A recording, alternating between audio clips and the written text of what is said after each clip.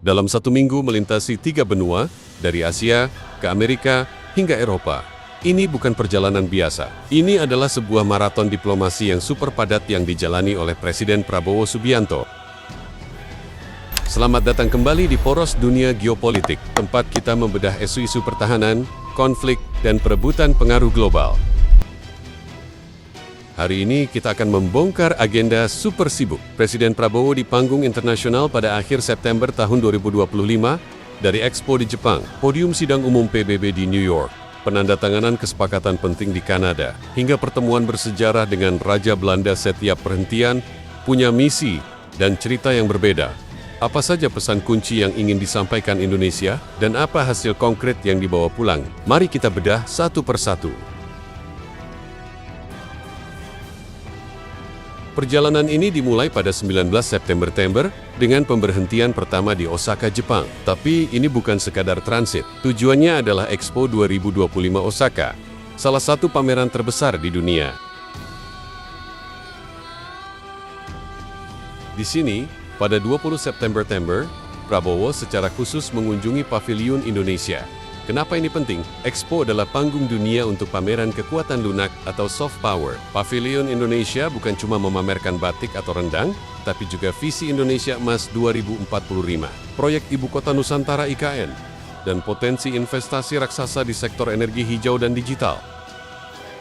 Pesan yang ingin dikirim jelas, Indonesia bukan hanya pasar, tapi juga pemain kunci dalam inovasi dan ekonomi masa depan di Asia.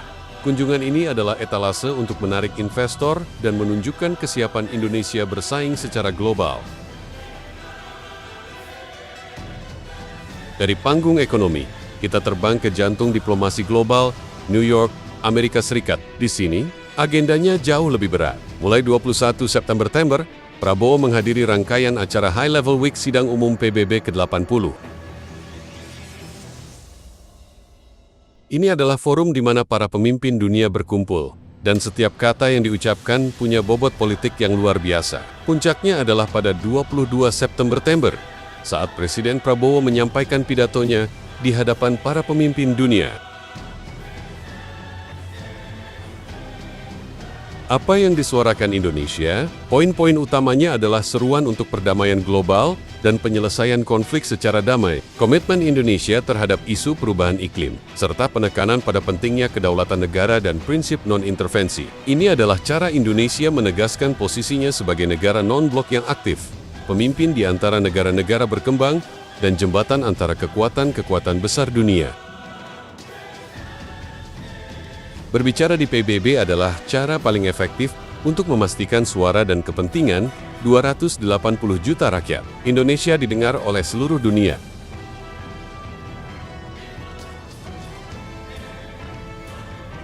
Setelah diplomasi tingkat tinggi di PBB, misi berlanjut ke Kanada pada 24 September. Jika di PBB fokusnya adalah visi dan pengaruh global, di Kanada misinya jauh lebih konkret dan membumi, uang dan perdagangan. Di sini, agenda utamanya adalah penandatanganan perjanjian kerjasama ekonomi penting, yaitu ICCPA Indonesia-Canada Comprehensive Economic Partnership Agreement. Apa artinya ini bagi kita? Sederhananya, ini adalah jalan tol bagi produk-produk Indonesia untuk masuk ke pasar Kanada dengan lebih mudah dan murah.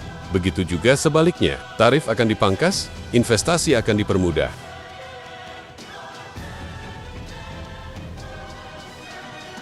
Ini bukan sekadar seremoni, ini adalah langkah strategis untuk membuka pasar baru di luar pasar tradisional kita. Kesepakatan ini berpotensi meningkatkan nilai ekspor kita, membuka lapangan kerja, dan memperkuat ekonomi nasional. Dari pidato di panggung dunia, langsung beralih ke aksi nyata yang dampaknya bisa dirasakan langsung oleh pelaku usaha di tanah air.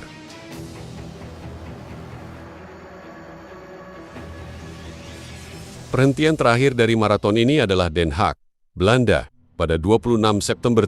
Kunjungan ini punya nuansa yang sangat berbeda, bukan tentang pidato multilateral atau kesepakatan dagang, melainkan tentang hubungan historis dan simbolisme.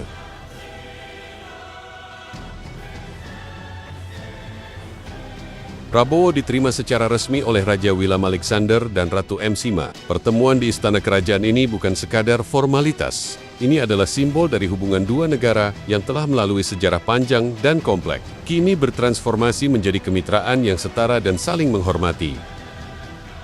Pembicaraannya tentu seputar penguatan kerjasama di berbagai bidang, terutama manajemen air dan pembangunan pelabuhan, di mana Belanda adalah ahlinya. Kunjungan ini mengirimkan pesan bahwa Indonesia siap bekerja sama dengan siapapun atas dasar saling menguntungkan, sambil tetap menatap masa depan, bukan terus terikat pada masa lalu.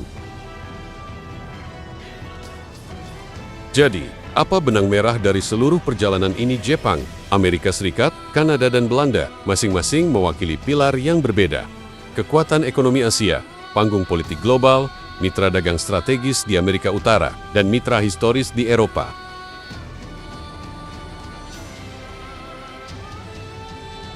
Kunjungan maraton ini menunjukkan sebuah strategi diplomasi yang komprehensif. Di satu sisi, Indonesia memproyeksikan citra sebagai kekuatan global yang percaya diri di PBB. Di sisi lain, secara pragmatis, Indonesia secara aktif mengamankan kesepakatan ekonomi yang nyata untuk kesejahteraan rakyatnya. Ini adalah cerminan dari politik luar negeri Indonesia, bebas aktif, namun juga proaktif dan pragmatis dalam mengejar kepentingan nasional.